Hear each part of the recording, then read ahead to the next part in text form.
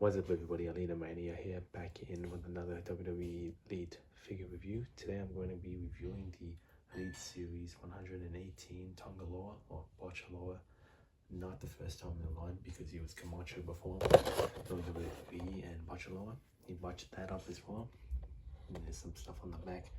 The son of Haku, the only claim to fame that this guy has, aside from being from the bloodline. But enough of the yapping, let's just get into the figure or review. Let's get him out of the packaging, shall we?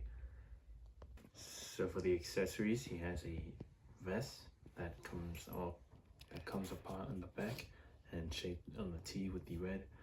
He has a pointing finger hand on his right hand or right arm, and then the left hand arm is the mic accessory holding hand, and the vice versa for the other pair of hands. And that's pretty much it for the Botcha Loa's accessories. So we'll be getting more into the Botch Master himself right about now.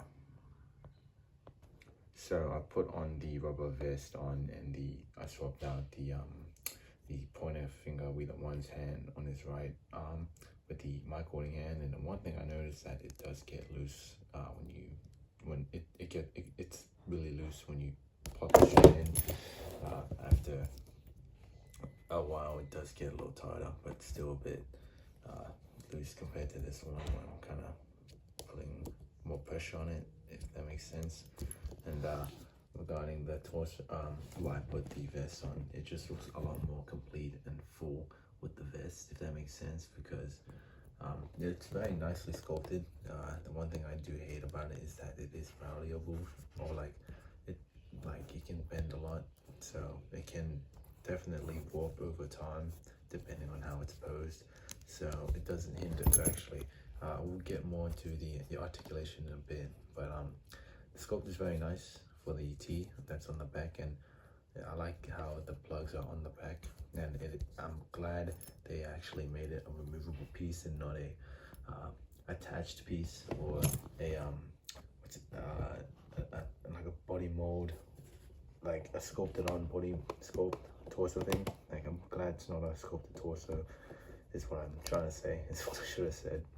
And the bigger arms, I'm glad they gave him bigger arms as well, because, you know, they keep giving Solo smaller arms and Jacob 2 arms with those skinny what's it called, those skinny Seth Rollins arms, when they should be getting these arms. These are the perfect size, and I think these are Eddie Guerrero arms, and they're pretty much the exact same skin tone as Eddie Guerrero.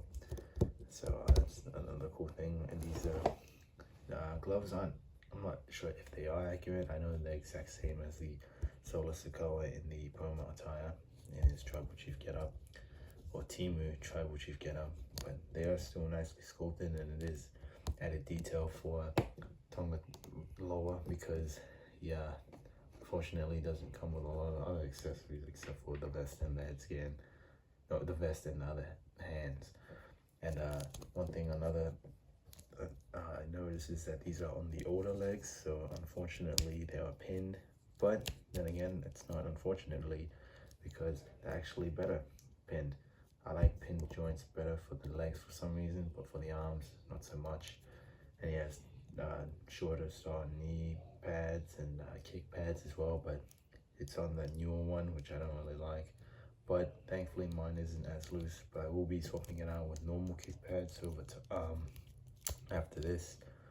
But yeah, they are on the kick pads with the thicker outer shin guards sticking out, which do they really even stick out like in real life? Because Tonga Loa, I noticed that the shin guard or he wears, or like the boot, it's like only up to there. Like when I've watched matches on him, or with him, like for the few times that he's actually wrestling, he has a very short shin level boot.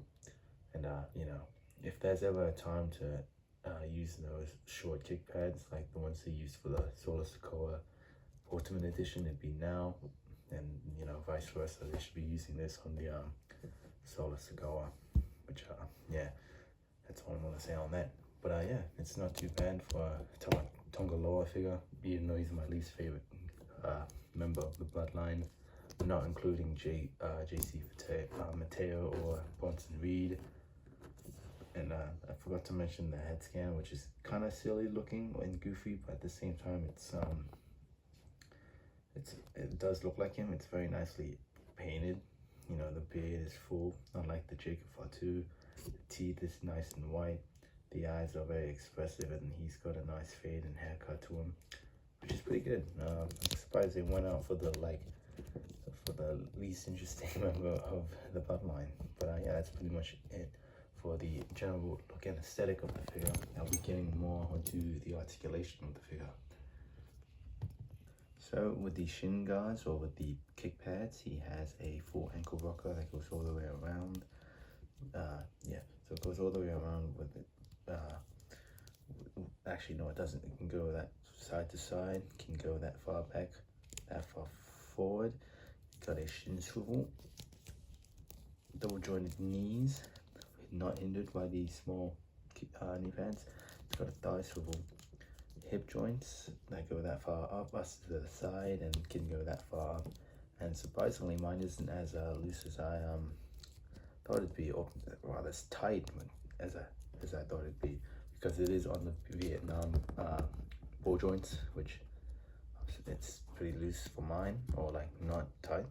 He's got double jointed elbows and a thigh swivel, bicep swivel, and his arm can go all the way around and go that far up, and and his wrist can go all the way around and go hinge up and down, but it's a bit stiff on mine, and I'm not gonna force it. But his for his ab crunch, he can go down a bit as well as up, and this is what I mean. It does lift up a bit in the torso region, like the vest kind of pops out of place, if you will.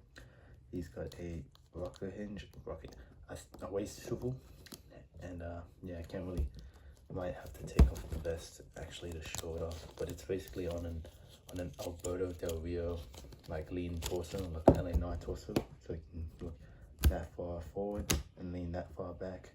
And for the head, you can look all the way around, you can look that far up, that far down, and you can side to side tilt a bit.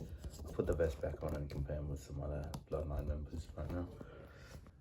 So here he is with Paul Heyman. Here he is with a promo attire Roman Reigns. Here he is with the Usos. Here he is with the War Games Usos. Here he is with the head of the table. Here he is with Roman Reigns. Here he is with the War Games Solo Sikoa. Here he is with The Rock. Here he is with Kevin Owens. Here he is with the Cody Rhodes. Here he is with Eli Drake and Drew Galloway. And if you know, you know. Here he is with Ryback or Ryback. Here he is with Sin Butcher or Sin Cara. Here he is with Pat McAfee. Here he is with John Kern or a referee figure. And here he is with Solo Sikoa. So I'm gonna be surprised, you guys might be surprised by my opinion, but this is a very nice figure that I would highly recommend for getting the new Bloodline, or the Bloodline 2.0, or the Team Bloodline as some people like to call it. Yeah, he's my least favorite member, so I'm surprised that I actually like this one so far. From the head, from the arms, and the part choices, and the overall playability.